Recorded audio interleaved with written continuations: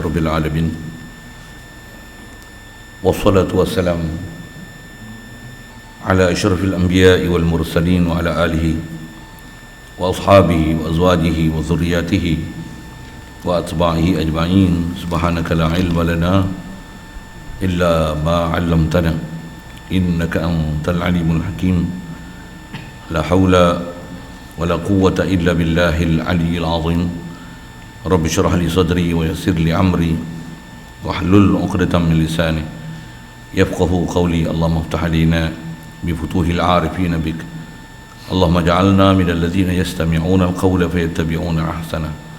Allahumma 'allimna mimma jahilna wa anfa'na bima 'allamtana wa zidna 'ilman nafi'an ya rabbal alamin. Rabbi a'udzu bika min hamazati syayatin wa a'udzu bika rabbi an yahdurun. U'idzu nafsi billahil aliyyil azim. Bismillah ma syaa Allah. La yasuqul khaira illa Allah. Bismillah ma syaa Allah. La yasrifu as-su'a illa Allah. Bismillah ma syaa Allah. Ma kana min ni'matin fa min Allah. Bismillah ma syaa Allah. La haula wa la quwwata illa billah. Wa ba'du. Qala Syekh Musannif rahimahullah ta'ala wa nafa'na bihi wa bi'ulumihi fid dharain. Baca dulu. Bismillahirrahmanirrahim. Wa amma burhanu wujubil amanati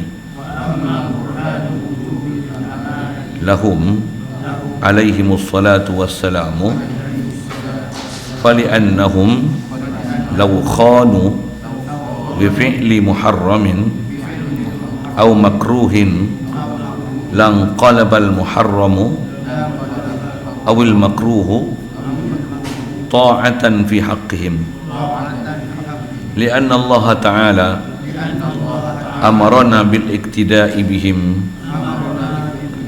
fi aqwalihim wa af'alihim wa la ya'muru Allah ta'ala bi fi'lin muharramin wala makruhin wa hadha bi'ainihi huwa bi burhanu wujubis salisi. Saudara sekalian, syukur kita Allah Subhanahu wa taala, limpah kurnia dia, anugerah dia, pemberian dan ihsan daripada dia semata masih melangsungkan keberadaan kita dan membolehkan kita meneruskan kehidupan atas muka bumi ini. Alhamdulillah. Wajib atas kita sedarkan dia saja yang memberikan nikmat khasnya dapat boleh hidup, dapat pula Islam, yang kita jadi Islam dengan dilahirkan di kita daripada mak ayah kita Islam. Maka dengan syariat dan rahmat Allah Ta'ala dihukumkan kita Islam sejak lahir lagi. Alhamdulillah. Dengan dapatnya Islam kat kita pula, Allah Subhanahu wa taala dia mudahkan pada kita dengan limpah kurnia dia semata-mata ada kebolehan taat dan jauhkan kita daripada maksiat. Alhamdulillah. Limpah kurnia dia dan anugerah daripada dia semata diberikan pada kita keinginan, kehendak, kesungguhan untuk nak belajar dan nak memahami perjalanan hidup ni, macam mana nak jadi orang yang benar-benar beragama, macam mana orang-orang yang istilahnya muslim, mukmin, muhsinin, muwahhidin, muttaqin, salihin, as-siddiqin, syuhada, siapa yang dipanggil yang zakirin, zakirat, salihin, salihat. Alhamdulillah, syukur diberi kepada kita kesihatan, kelapangan masa, keterbukaan hati, kelapangan dada untuk berada dalam majlis umpama ni, untuk kita nak insya-Allah nak meneruskan bacaan daripada kitab Matan Ummul Barahin. Insya-Allah. Alhamdulillah. Sambungan kita ada sekalian dengan isbah kita baca kitab ni, kita duk bicara burhan. Tak dikatakan burhan dalam kaedah ilmu tauhid ni, melainkan dia mesti dalil akli. Bahasa lain burhan ni dipanggil mafhum fahwa, ataupun bahasa lain yang selalu kita sebut qiyas. Inilah satu perbandingan berfikir, metodologi penakkulan. Apatah lagi apa yang kita bicara ni bab akidah. Dulu bab ketuhanan, ni bab kerasulan. Dasar kita bicara mudah je. Itulah mesti semua Nabi Rasul ni amanah, siddiq, amanah, tabligh, fatanah. Itu dasar kita bicara. Kita nak sambung ni burhan. Jadi kita baca je lah. Pasal dia bagi kat kita ni memang satu kaedah pendalilan akal yang sangat mantap. Dengan itulah kita kena beriktikad.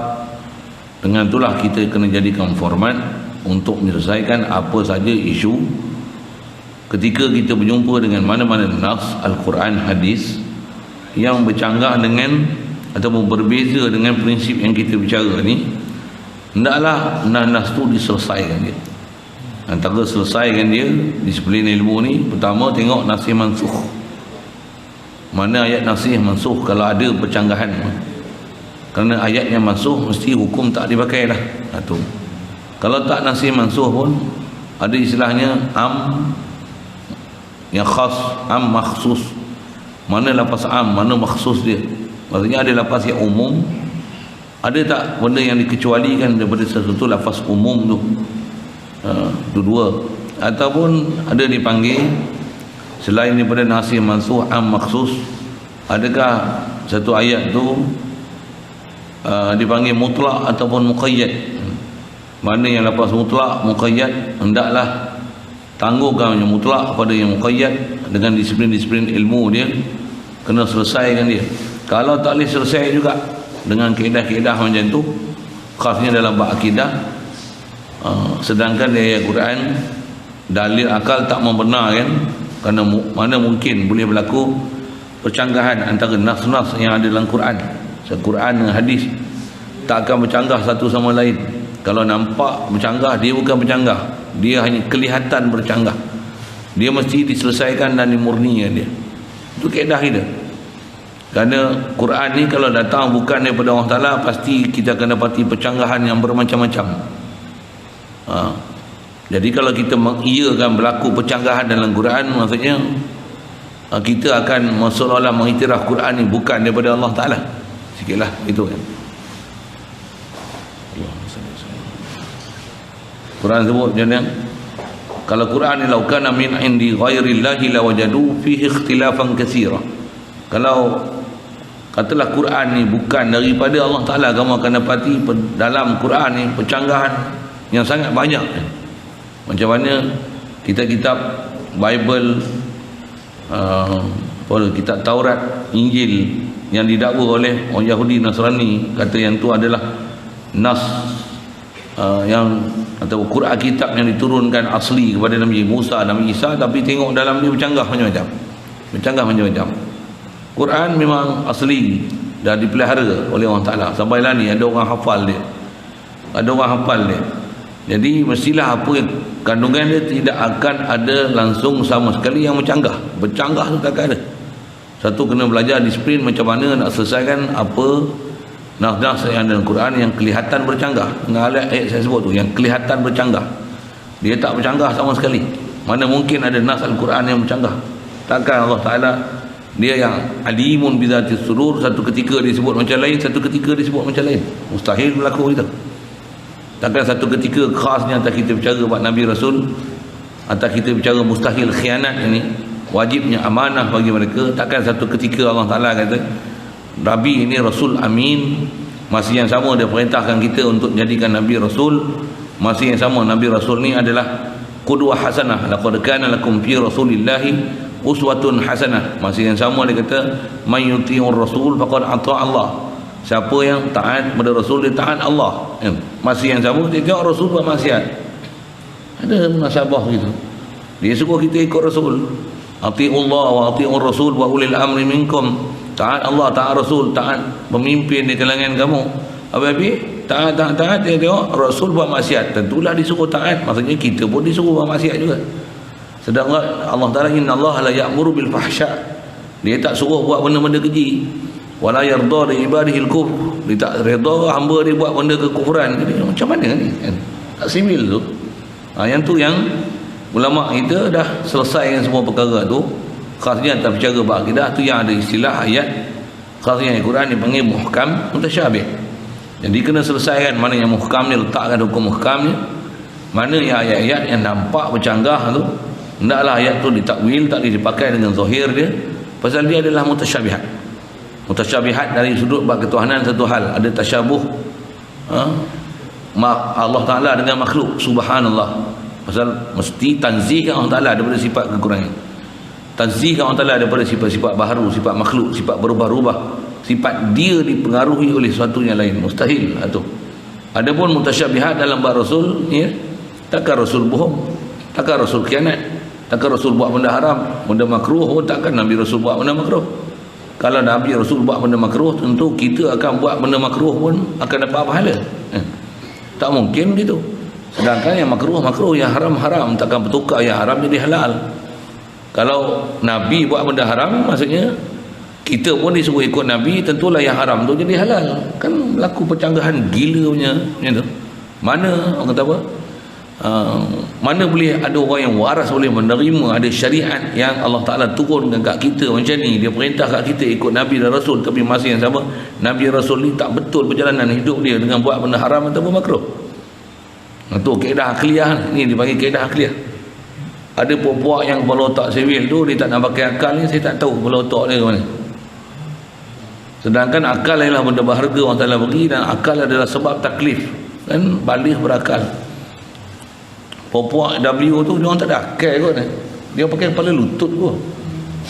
Bupi bahasa gitu kan. Pasal bila kita sebut dia bicara ni dalam akli, hujah akli, dia macam tak mau pakai akal, dia pakai kepala lutut kot. Bahasa mudah dia gitulah. Sedangkan Quran Allah Ta'ala memuji orang-orang yang berakal. Inna fi dhalika la ayatin liqaumi yaqilun, qaumi yatafakkarun.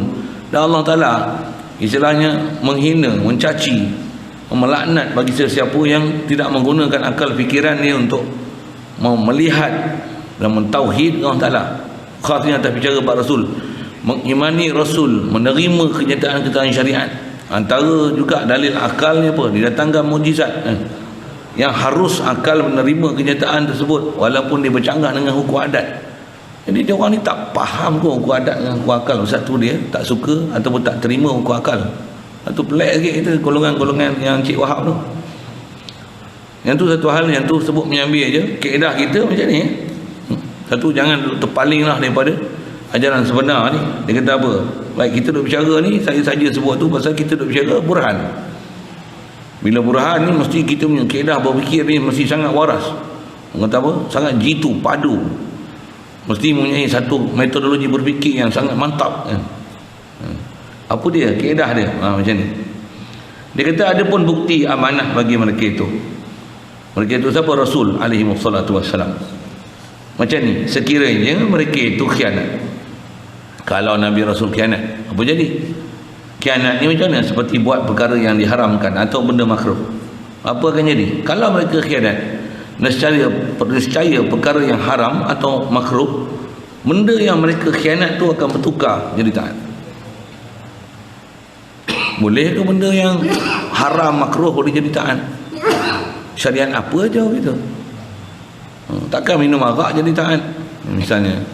Kalau Nabi buat benda dosa apa? Nabi buat benda dosa, kita disuruh ikut Nabi. Maksudnya ikut Nabi, yang Nabi buat dosa itu adalah taat. What the hell is going on there? Punya orang putih sikit lah kan. What a nonsense, the way of thinking. Bunyi orang putih sikit saja, gatal ikut orang putih siapa tu. Jadi kalaulah mereka ni buat benda yang haram ataupun makruh, bertukar benda makruh tu, dia bukan jadi haram dan makruh, bahkan jadi taat. Ngapa pula? Kerana Allah Ta'ala suruh ikut Nabi Rasul. Laqad kana lakum fi Rasulillahi uswatun hasanah. Kita musim Maulid kan dah dengar ikut Rasul, ikut Rasul, ikut Rasul, ikut Rasul, ikut Rasul, ikut Rasul, ikut Rasul, ikut Rasul. Dia tengok dok cerita Nabi Rasul buat maksiat. Apa benda ni? Kan apa orang tak berkhilaf cara berfikir, rosak cara berfikir, tak betul cara i'tiqad, salah cara beriman. Jadi tentulah akan bertukar benda yang haram dan makruh tu. Nisbah kita disuruh ikut Rasul, apa yang Rasul buat benda haram tu akan jadi taat. Nisbah apa yang dibuat tu jadi benda baik pula, pasal kita disuruh ikut Rasul. Ada mungkin itu? Mana mungkin satu perkara kat kita haram, kat Nabi Rasul taat. Ataupun bahasa lain, Benda tu haram, Rasul buat, dan bila Rasul buat, kita disuruh ikut Rasul. Dengan sebab Rasul buat, maka yang haram tu jadi taat. Boleh gitu. Atas kaedah kita belajar bab ketuhanan, dia jadi macam daur tasasul kan? A dijadikan oleh B, B dijadikan oleh A, A yang dijadikan oleh B, yang B yang menjadikan A, itulah yang dijadikan oleh A. Tahu faham? Apa ni? Itu Rasul, dia, kita disuruh ikut Rasul, tapi Rasul buat benda haram, kita tak disuruh buat benda haram, tapi disuruh ikut Rasul. Boleh faham? Saya tahu apa bercelaru orang cara berfikir gitu kan? Orang kata lolak apa ni, tu tak masuk akal. Tapi Wahabi bila kita cakap macam ni, ini hukum akal, bodoh tu. Kata dia orang ni tak pakai akal, pakai apa? Pakai lutut, pakai motot. Tak ada saya punya bahasa kasar gitu lah. Memang cakap orang tak betul lah. Dia jadi macam sajak lah. Dia lelaki tapi dia perempuan, dia perempuan tapi dia lelaki. Enak deh. Itulah cara berfikir mudah kan. Oh kalau gitu Wahabi ni sajak lah kalau gitu. Dia hilang identiti. Saja saya sebut dengan bahasa gitu pasal sesat, salah. Itu ulama kita mengarang beribu-ribu kitab. Abang lagi kita belajar kitab Irsyadul Jawiyin itu kan. Abang dia Sulaiman Abdul Wahab, bapa dia sendiri memang apa ulama besar kan, dan tokoh dalam mazhab Hambali. Tapi dia bagi siap beringat dah anak dia ni nama Muhammad Abdul Wahab ni sewil, bahasa mudah gitu. Kalau bapa dengan abang pun dah bagi peringatan dah anak dia sewil, yang kita pergi ikut orang sewil tu apa. Okey, satu hal lah. Baik. Itu yang jadi antara kita muskil kat pahaman-pahaman Wahabi ni. Saya dah sebut Wahabi tu pasal apa? Pasal cara mereka tu tak mengikut disiplin macam mana ulama kita sebut ni. Pasal kaedah kita dah sebut dah. Bila ada mana-mana nas yang sebut Nabi Adam berdosa, Nabi Adam pun lupa, Nabi Adam pun lalai, Nabi Adam ditipu oleh syaitan. Khasnya kata kita cerita Nabi Adam. Ada orang pula sampai ada PhD pun dia kata Nabi Muhammad ni sebelum dapat hidayah dia pun sesat. Bukan saya kata, Allah yang kata Nabi Muhammad sesat. Biar betul kan? Jadi istilahnya dia tak nak tunjukkan bodoh dia membodohkan Allah Ta'ala dan Rasul. Tak mana dia bodohkan Allah Ta'ala? Bukan saya cakap, Allah yang kata. Kan? Dengar, saya sebut apa? Cakap berbelit-belit. Pakcik dolah pandai. Cakap berbelit-belit. Cakap berbelit-belit. Jadi dia, padahal dia yang dia sebut tu. Nabi ni sebelum dia dapat hidayah dia sesat. Bukan saya yang cakap, Allah Ta'ala yang kata. Dia nak pelepah diri dia. Lebih baik gentleman.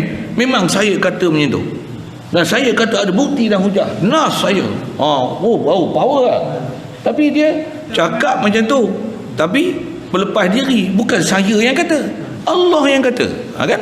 Barua boleh saya sebut tu. Badua tak boleh, pasal salah kan. Tuan-tuan kalau orang salah boleh tahan tu. Tuan-tuan sabar lebih tak tahu kan.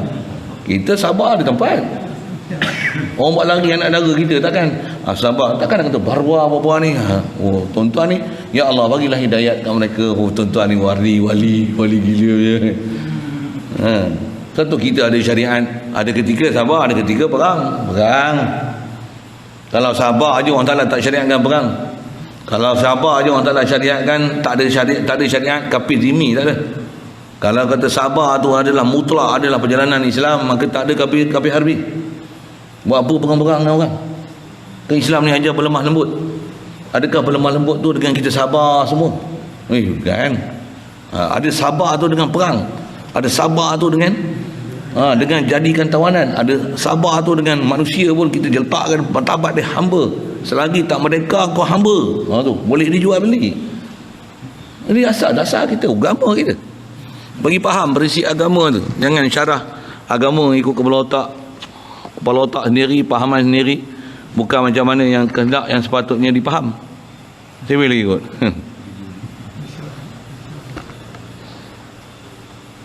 Tak ada tanda-tanda pun. Ke yang ni yang saya boleh.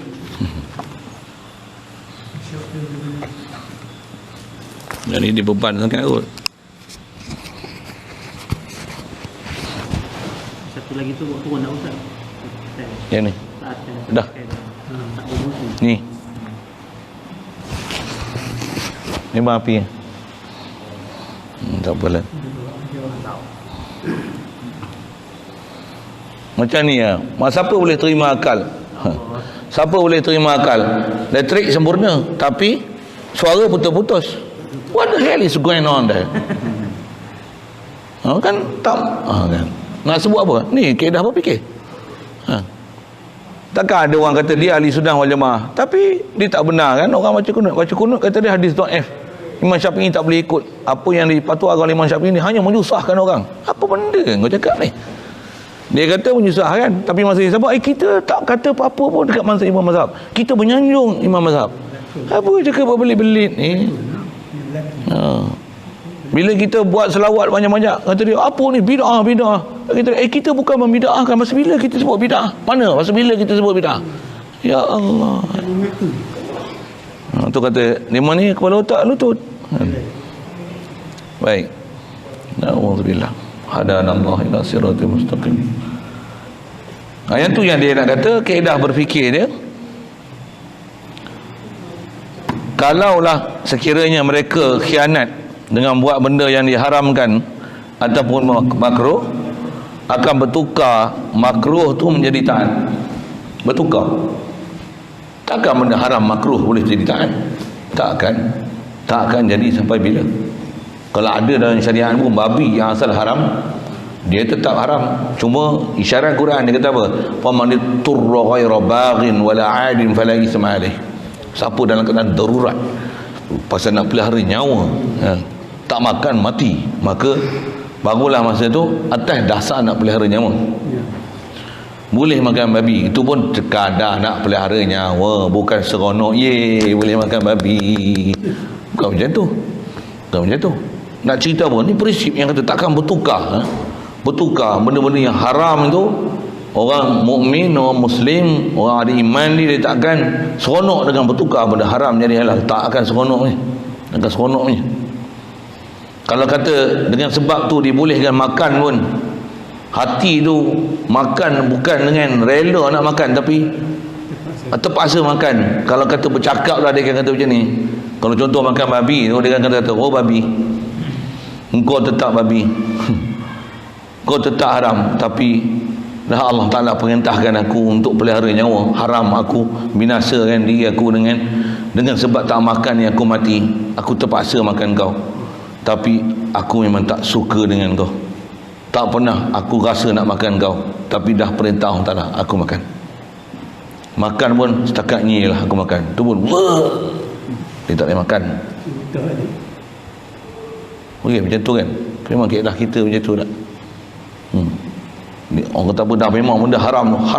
Sekalipun dibagikan kelulusan, bukan seronok buat benda haram. Ada orang beriman bukan macam tu lah. Ini nak sebut jiwa-jiwa orang ada iman ni tu. Satu, saya ngaji ada tutup guru. Kadang ada orang tanya dalam media apa, kadang lah ni orang sebar kan. Tanya apa? Ada orang tanya ni, dalam syurga ke macam ada? Ada soalan macam ni. Dalam syurga ada babi tak? Tak, dia nak tanya, dia teringin nak makan babi, nak buat macam mana kan? Ke arak pun ada kata dia. Arak dalam syurga bukan arak penin, namanya arak kan.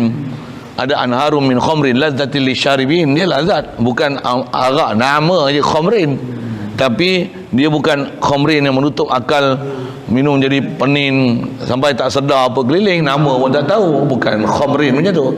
Quran nama serupa, dia lafaz mushtarak, lafaz sama tapi makna lain. Nama arak tapi bukan arak.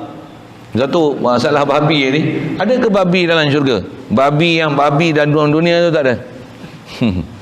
Kalau ada nama babi pun apa dia? Nama je babi, tapi dia bukan macam babi kat dunia.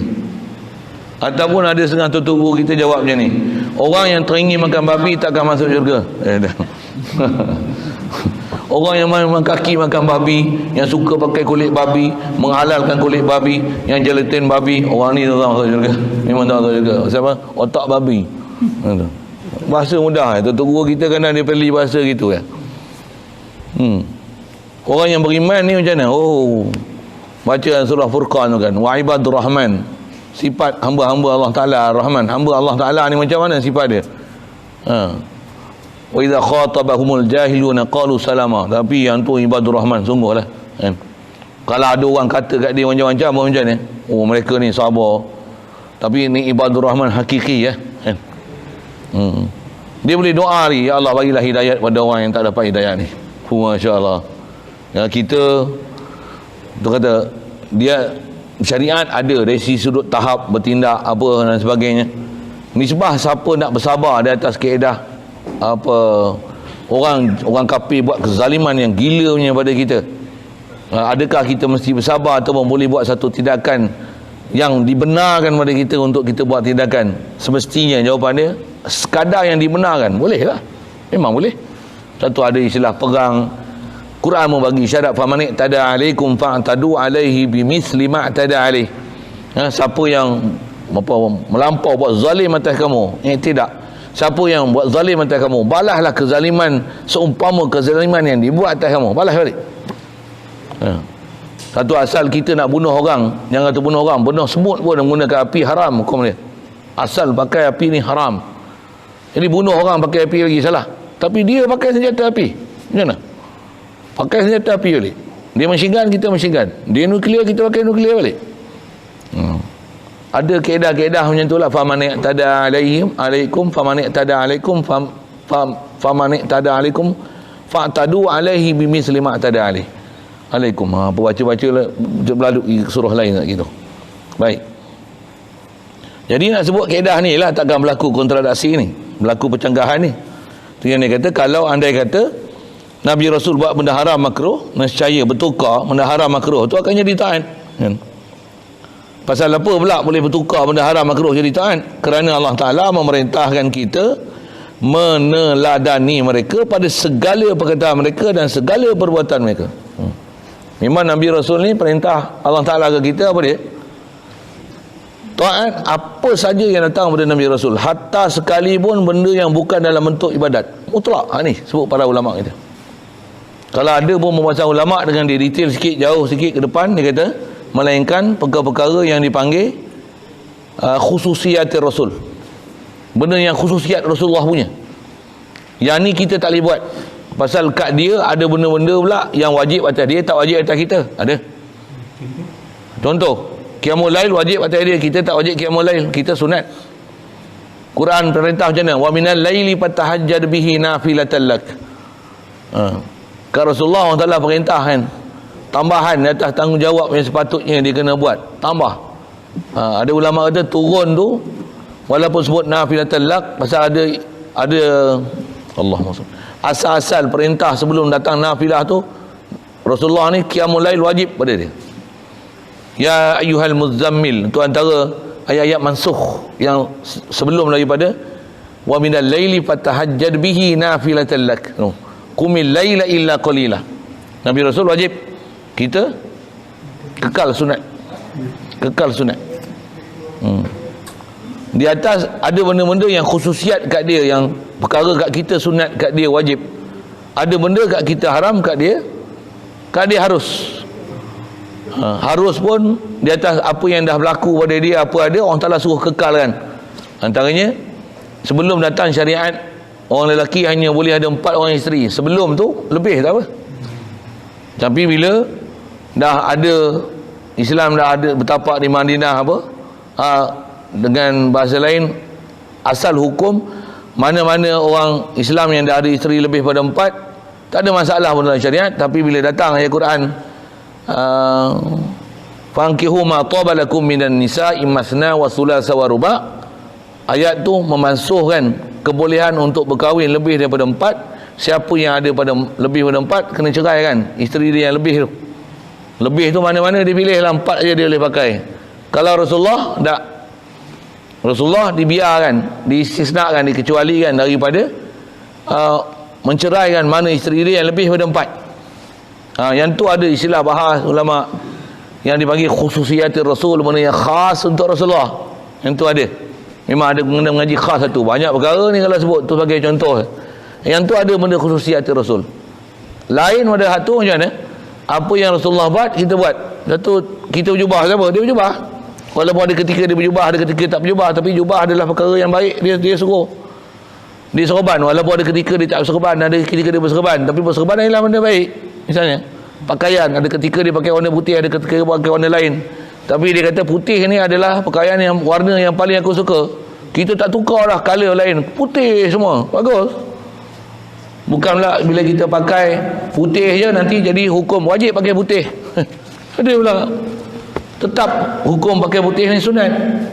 Tetap hukum tu kat kita, dia tak berubah hukum. Yang boleh mengubahkan hukum ni apa yang ada pada Rasulullah. Kat Rasulullah memang ada satu hukum yang bila Rasulullah buat, kita sebut dah kuliah sebelum ni tak.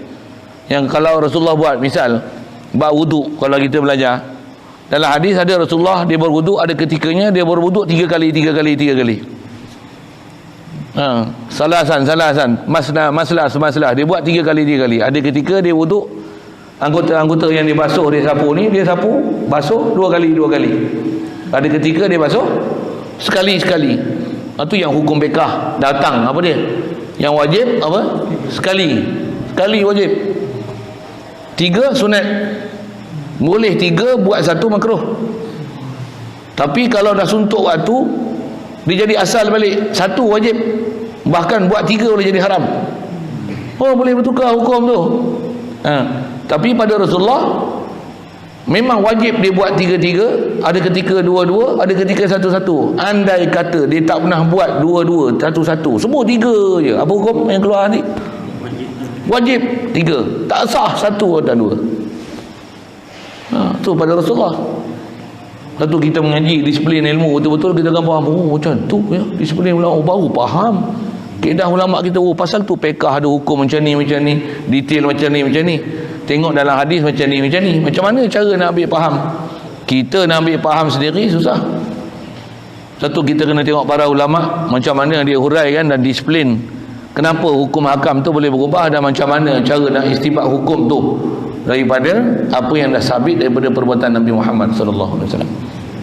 Itu yang kena ngaji usul fiqh, apa banyak benda kena ngaji. Dan saya bila saya mengaji dulu usul fiqh macam ni, dengar tu guru syarah, tak berani kita nak buat hukum. Siapa? Takut silap. Satu ngaji, saya mula-mula dulu istilah apa nak sebut, gila mengaji usul fiqh. Kawan fiqh ni saya hafal semua. Boleh kata semua saya hafal. Asbah wa nadhair tu saya tulis dalam buku semua. Dia punya kawaid tu. Kawaid usul yang 5, betul yang 20, betul yang 40 yang khilaf. Yang 40 ada khilaf. Khilaf dia tak khilaf. Hafal semua. Konon nak terror lah. Tengok-tengok. Taklah bahaya. Boleh silap buat hukum. Pasal baik ngaji fiqh. Memang belajar kawaid fiqh pun bukan untuk buat usul fiqh, bukan nak buat hukum baru, tapi nak ingat dobit fiqh macam ni, melainkan masalah ni. Macam ni, melainkan masalah macam ni. Macam ni, melainkan masalah macam ni. Pasal kena ingat satu-satu hukum dalam syariat. Dia bukan ada satu hukum borong semua tu pukal hukum. Tak. Kena ingat satu-satu dalam hukum fiqh. Baik, asal saya nak sebut, kita disuruh ikut Rasulullah ni mutlak, melainkan benda khususiat. Itu lah, nak sebut tu lah. Satu, Rasulullah ni makan, kita makan. Walaupun dia buka puasa dengan kurma, kita buka puasa dengan kurma. Walaupun kita ada tembikai, ada apple, kalau ada kurma. Tapi kalau tak ada kurma, dia ada ulama susun tertib. Apa dia selepas itu. Apa dia? Fiqh dah saya urai. Bukanlah faham ni macam ni. Rasulullah makan kurma, ni bab makan aja bro. Bukan sunnah. Pasal apa? Bab makan. Nabi makan kurma, kita kat Malaysia makan durian lah. Dunia je. Ni benda dunia aja, ni bukan benda kurbah kata dia, bukan wajibul kurbah. Ada orang yang faham macam ni. Ni puak tu lah. Puak itu, ni memangnya tu. Macam tu dia bukan gaduh pakai serban, pakai jubah. Kalau pakai pun kata dia, ni kebetulan dia saya pakai jubah kata dia. Yang ni adat dan kadang Nabi ni orang Melayu, dia akan pakai baju Melayu, pakai songkok, pakai sampin. Dia boleh cakap selamba je gitu. Kedah kita nak menunjukkan kata memang bukan haram pakai samping pakai ni, tapi nak kata tutup aurat, tapi bukankah laqad kana lakum fi rasulillahi uswatun hasanah, contoh ikutan yang paling baik Rasulullah, walaupun bukan yang tu nama khas ibadat, tapi ikut dia kan bagus. Tambah pula lah ni fakta-fakta saintifik menyokong apa yang dibuat oleh Rasulullah semua baik. Kencing duduk baik, diri tak bagus, dia akan jadi masalah prostat. Yang penting apa? Dia ialah sunnah kan? Ada masalah kalau ni barulah boleh kencing berdiri. Saja-saja kencing berdiri, kau menempah maut belakang, bukanlah mati tu, tapi apa? Prostat. Jamban duduk bukan duduk tapi mencangkung bawah tu bagus. Pasal apa? Najis keluar tu habis, dia tak berbaki. Kalau jamban duduk ni dia tahi tak keluar habis, yang tu yang menyebabkan jadi kanser usus lah, apa. Pasal apa? Tahi tak keluar habis. Satu duduk pula menyengit sebelah kiri, semua dia aja. Makan dengan sudu, garpu, kayu, plastik, emas, perak. Yang tu lagi lah harap jadah boleh pakai, mana boleh pakai emas, perak. Nak pakai apa? Tangan yang terbaik, basuh. Tak payah pakai sanitizer, air sejuk je, air mutlak. Tapi janganlah basuh dengan air Milo. Tu buatlah buat bodoh sikit gitu. Betul. Terbaik pakai air lah. Air is the best. Wow, the best thing untuk buat basuh tangan. Wow, pakai pula tu dengan itiba'an lin Nabi SAW. Aku ikut Rasulullah ni, tangan. KFC baru buat iklan je, kesedapannya hingga menjilat jari. Baru nak makan dengan jari, apa bodoh lah. Nabi dah ajar 1400 tahun dulu je kan. Kalau saya ngajar dulu, saya kata apa? Kita bukan menjilat jari, tapi menjilat siku. Habis saya dengar tu kan. Ni kuah ni. Tuan-tuan saya tak tahu saya macam tu. Kadang dia meleleh kan. Ni macam mana? Ni memang dah. Nak jijik ni pasal lah. Nak kira jijik, banyak benda yang dalam Islam jijik engkau tak jijik. Yang engkau jijik kami tak jijik, kami jijik engkau tak jijik. Bukan kira engkau. Air pun basuh dalam pinggan kan? Kami tangan basuh dalam pinggan, basuh. Anak saya adalah 2-3 orang kan. Rumah saya tak pernah buat, tapi dia orang punya makan tu ni pinggan ni.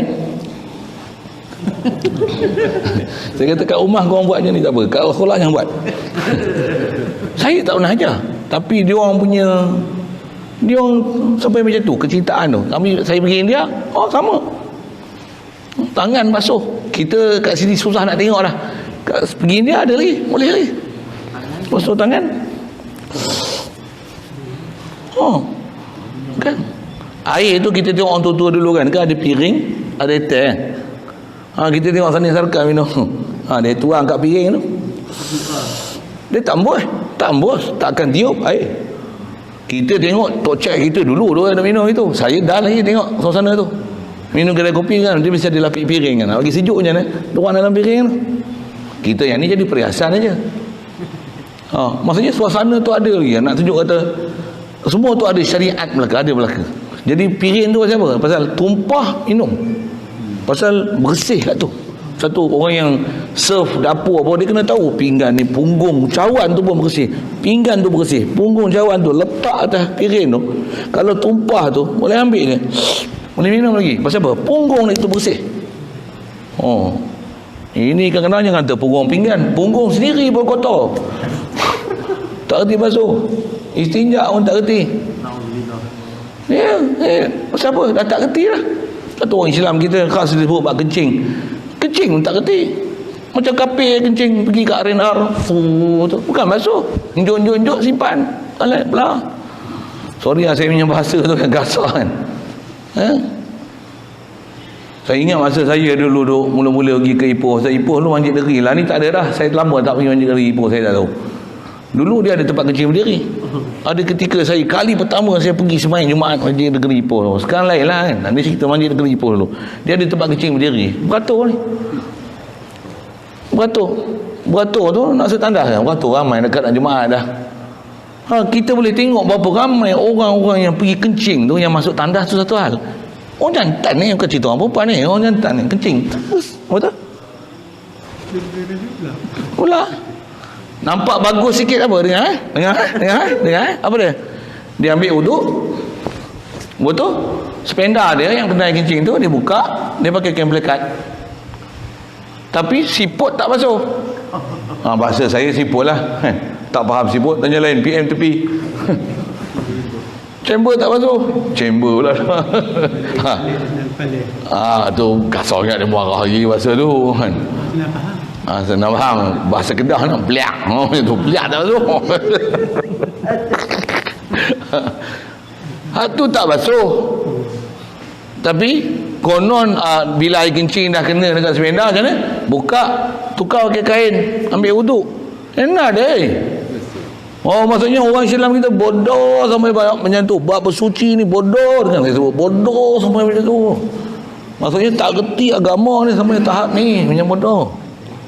Allah, risau kita. Itu saya lihat bila tu? Tahun 2000 macam tu lah kan. Masa zaman saya pergi Ipoh pun naik motor. Pergi Ipoh naik motor dia pulang dulu. Mana ada jalan macam ni? Jalan macam ni dulu. Dan paling best naik motor. Naik kereta lambat, ikut melori bala apa dulu kan. Dulu naik motor sedap. Tempat saya aksiden kata lepas bangun Belimbing sikit tu. Kat Caing tu. Saya nak lintas tu ada masjid tu masjid apa? Caing kan. Ada di Selekor tu. Saya memang buat laju kan. Motor daripada jauh tu ada pakcik seorang betul-betul duduk tengah line. Motor 70 lamanya, Honda 70 tu. Dia buat nak masuk tak masuk. Saya duduk jauh tu. Saya pin dekat betul-betul depan ni, boom, dia masuk. Itu sejarah saya. Tempat kena aksiden hari Jumaat. Langgar tu. Fork macam ni motor. Dia tak ada apa. Nasib baik tak kena kaki dia. Kalau dia tak patah, enjin box dia tu pecah. Tapi semua dia bayar. Pasal salah dia.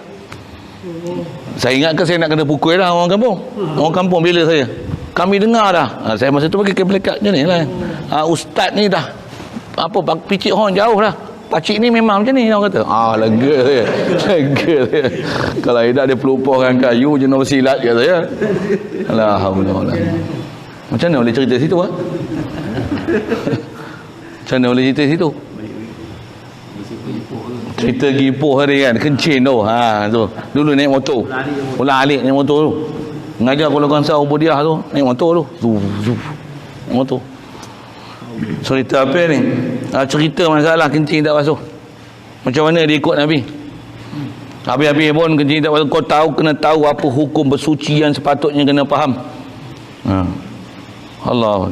Dia kata masalah kita zaman lah ni. Mudah-mudahan taklah pelihara kita semua. Itulah. Kalau tak belajar memang kita akan rasa tak ada apa-apa dah kita nak repair dalam hidup kita. Okey pak. Kita rasa macam apa lagi nak repair dalam kehidupan kita. Apa dia pelajaran agama ni? Aku dah Islam dah, dari kecil aku Islam. Semayang aku dah jaga, puasa tak pernah tinggal. Tak adalah buat lari anak dara orang. Tak adalah. Kalau ada aku dah tobat dan ngorat-ngorat dulu. Cinta-cinta monyet dulu aku dah tobat. Bagus dah. Ini apa lagi? What else I want to do? Tak pernah mengaji macam tu lah. Bila kita mengaji, Allah baru tahu lagi mengaji lagi bodoh, lagi mengaji lagi bodoh, lagi mengaji lagi rasa ya Allah banyak lagi benda yang kita kena selesaikan. Itulah sikit. Baik, jadi atas kita bicara burhan ni, Allah Ta'ala dia tak perintahkan kita buat benda haram ataupun benda makruh. Yang haram tetap haram, yang makruh tetap makruh. Itu kalau ada Rasul macam tu, ayat tu kena takwil. Tak boleh pakai dengan zahir dia. Dia mesti ada makna lain. Apa makna lain tu? Ya tu ada disiplin ilmu, kena mengaji, kena belajar. Macam mana kita belajar kaedah-kaedah takwil dalam bab ketuhanan. Tapi prinsip dia tak kita bicara bab Rasul ni mesti amanah, mustahil khianat. Apa-apa ayat Quran, hadis ataupun cerita yang kita dengar riwayat-riwayat Nabi Rasul buat dosa, wajib bersihkan cerita tersebut daripada Nabi Rasul. Mesti murnikan kisah yang datang daripada Nabi Rasul berkenaan buat dosanya mereka ataupun ada kecenderungan, katalah tak buat dosa tapi ada kecenderungan buat dosa. Antara kisah yang masyhur dalam sejarah-sejarah Nabi Rasul ni, kisah Nabi Daud alaihissalam. Kisah tu dalam Quran ada satu kisah. Cerita tu maksud macam lain. Tapi ada cerita Israeliat dan masyhur cerita ni. Cerita tu istilahnya memburukkan peribadi Nabi Daud AS, yang ada batin dia nak ambil bini orang dengan cara yang tak dibenarkan syarak. Jadi ada istilah, ada gila perempuan di situ. Subhanallah. Allah Ta'ala mustahil akan jadi Nabi dan Rasul dia macam tu. Cerita apa? Cerita dia ada 99 isteri. Nabi Daud syariat dia boleh sampai 300 orang isteri. Tak ada masalah pada dia. Mula tu mereka punya keupayaan macam tu. Zaman tu kita saya mengaji Arwah Patih, dia kata seorang pun batuk sampai kecerah. Seorang pun batuk sampai kecerah. Bahasa dia lah kan. Apa saya nak sebut ni, itu Nabi Daud AS. Jadi dia ada 99 orang isteri. Dalam cerita tu, cerita apa? Cerita tu dia ada jatuh hati dengan isteri salah seorang daripada askar dia, pegawai dia. Betul apa kaedah nak dapatkan bini orang? Hantar pergi peperangan yang mempunyai potensi tinggi untuk mati dalam peperangan. Dia mati, janda dia ambil. Ada cerita dalam Quran. Quran cerita lain, tapi ditafsirkan seolah-olah itulah perbuatan menegur Nabi Allah Daud AS. Kisah masuk dalam istana dia, dua orang malaikat duk berkelahi, dua orang duk bertanya kat Nabi Daud AS. Kata, inna hadha akhi lahu 99 na'jatan waliya na'jatun wahidatun faqala akfilniha wa azzani fil khitab. Kata ni, apa, adik saya ni, adik saya akhi, boleh jadi adik abang, saya tak ingat riwayat tu mana tu. Ada 99 ekor kambing, saya ada seekor kambing, tapi dia nak kambing saya seekor ni, bagi saya hukum macam mana. Ada sindiran Allah Ta'ala itu. Tapi bukan cerita tu ada kecenderungan Nabi Daud AS nak ambil bini orang dengan cara macam tu. Tak betul. Itu adalah cerita-cerita daripada orang Yahudi yang mereka nak memburukkan peribadi Nabi-Nabi dan Rasul. Orang Yahudi ini dia bukan memburukkan saja peribadi dan Nabi Rasul, mereka bunuh Nabi dan Rasul. Memang jahat mereka, sampai lani jahat. Satu cerita-cerita tu, antara cerita-cerita tu cerita Israeliat ni, memburukkan Nabi-Nabi dan Rasul. Satu dia orang boleh buat filem, apa, orang Kristian apa, dia buat filem apa, Adam and Eve turun daripada heaven. Kena dia buat filem telanjang, selamba je dia buat filem. Saya tak pernah tengok, tapi ada filem tu orang kata orang putih buat selamba je. Dia orang tak ada rasa malu, dia buat macam tu. Pada dia telah menceritakan satu benda yang dia sangat untuk dimuliakan. Apa, dia proud dengan filem-filem yang macam tu. Apa, gila ke apa? Astagfirullah. Quran kalau tengok memang peristiwa makam Bahudi ada, kita lah cerita sikit banyak kisah Nabi Adam tu. Bukan dia keluar pasal berdosa, tapi di atas pilihan orang Ta'ala pilih. Bila dia bersedia, tentulah dia tak boleh pakai pakaian syurga, pasal syurga hanya boleh pakai pakaian syurga di syurga. Bila ke dunia tak boleh pakai dah. Allah Ta'ala tanggalkan pakaian syurga, jadi turun kat dunia kena pakai pakaian dunia lah. Ambil lah apa yang ada dulu, daun-daun pokok kayu apa untuk buat pakaian. Pasal apa? Tutuplah apa yang sepatutnya kena tutup macam tu kan. Dan perkara tu pun bukan supaya diwar-warkan kata Nabi Adam tak pakai pakaian. Bukan macam tu, bukan macam tu.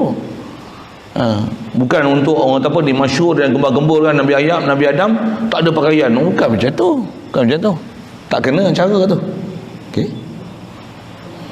Jadi nak sebut kata kalau ada kisah-kisah yang menceritakan mereka ni ada masalah khas yang saya sebut ni, Nabi Daud AS yang ada kata dia ni ada kecenderungan nak ambil bini orang dengan kaedah yang tak dibenarkan macam tu. Kalau katalah yang tu cara yang betul sekali pun, mustahil akan ada perasaan macam tu pada Nabi Daud AS seawal sebelum berlaku peristiwa suami dia tu mati atau betul korban dalam peperangan. Kalau ada pun dia ambil, tapi mungkin orang tohmahkan dia, kata sebenarnya dia ada jatuh hati dengan isteri daripada bekas tentera dia yang mati terkorban tu. Macam mana Rasulullah pernah ditohmahkan, pernah jatuh hati kepada Zainab binti Jahshin, isteri pada anak angkat dia yang dia bela. Yang tu pun ada kisah tu. Falamma qadha Zaidun minha wa taram minha zawwajnakaha. Banyak cerita tu kan. Nak kata yang tu pun orang Yahudi, orang Kristian ni dijadikan ayat Quran, kisah Rasulullah kahwin dengan Zainab binti Jahshin tu, anak angkat Rasulullah bernama Zaid bin Harisah tu. Asalnya Rasulullah tu Zaid bin Muhammad. Dibetulkan hukum tu pasal tak boleh menisbahkan anak angkat kepada pak angkat kan. Pasal pak keturunan tak boleh tukar. Nak menunjukkan kata anak angkat dia tak jadi anak betul, isteri daripada anak angkat dia tak jadi menantu yang jadi mahram. Ni tak? Satu orang taklah perintahkan supaya Rasulullah kahwin dengan Zainab binti Jahshin tu. Tapi tak kata apa, ada orang tu rumah kata Rasulullah memang jatuh hati, dah lama dah ada perasaan nak ambil isteri daripada anak angkat dia tu. Apa kaedah dia? Dia pura-puranda kan hubungan antara suami isteri Zaid dengan Zainab binti Jahshin tu. Bila bercerai Rasulullah ambil. Oh, jahatnya perangai dia mah. Yang kita kena jaga, kita ada akidah dengan Nabi Rasul. Takkan Nabi Rasul buat benda-benda macam tu. Bahkan kita kata kalau orang awam buat macam tu pun kita tak apalah dia ni. Takkan Nabi Rasul buat macam tu. Subhanallah, Allah takkan hantar Nabi dan Rasul yang berperangai macam ni ke? Baik.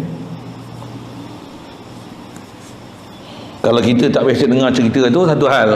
Tapi yang ni lah istilahnya benda-benda yang kita kena dengar, kena faham, dan kita akan berwaspada dah dengan apa-apa kemungkinan. Kalau ada orang cerita apa, kita tahu dah, oh ni salah, ni tak betul, perisi dia macam ni, ini perisi dia, ni cerita ni macam ni.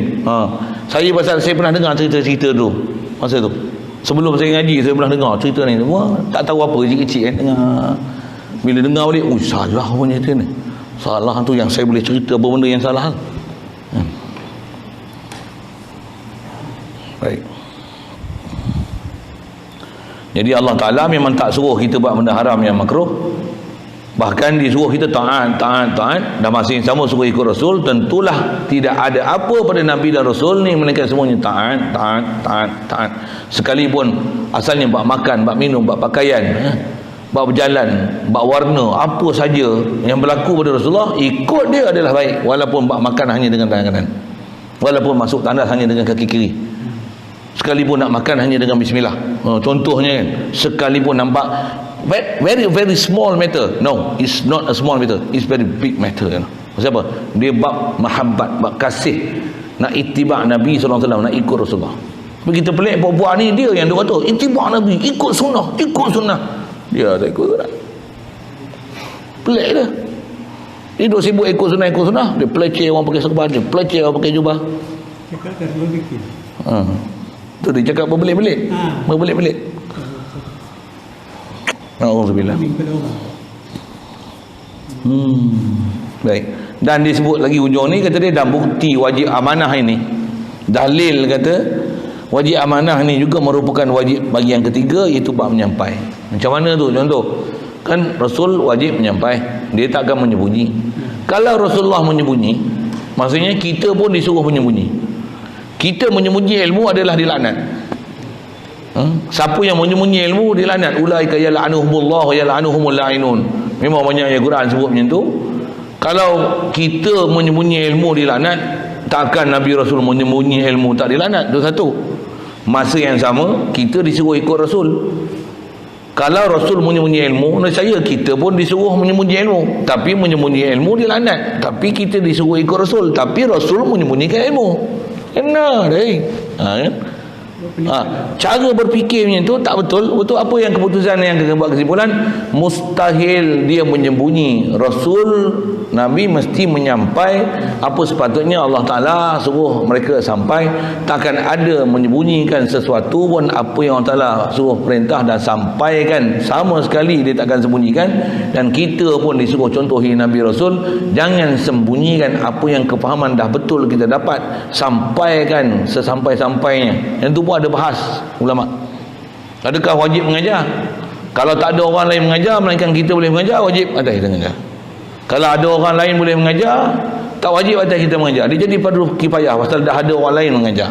Dia ada hukumnya tu sikitlah dari segi pendetilan dia. Allah. Wa amma dalilu jawazil a'radil basyariyati alaihim fa musyahadatu wuqu'iha bihim. Itu dulu insya-Allah. Ada soal?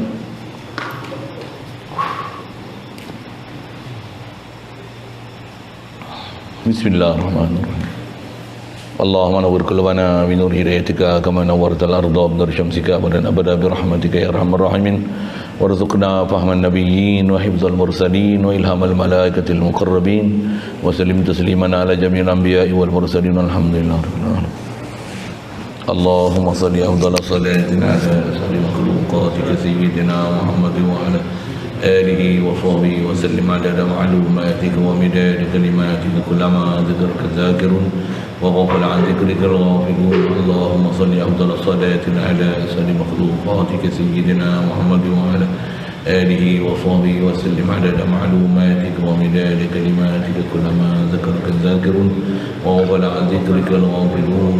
اللهم صل أفضل صلاة على أسعد مخلوقاتك سيدنا محمد وعلى آله وصحبه وسلم عدد معلوماتك ومداد كلماتك كلما ذكرك الذاكرون وغفل عن ذكرك الغافلون.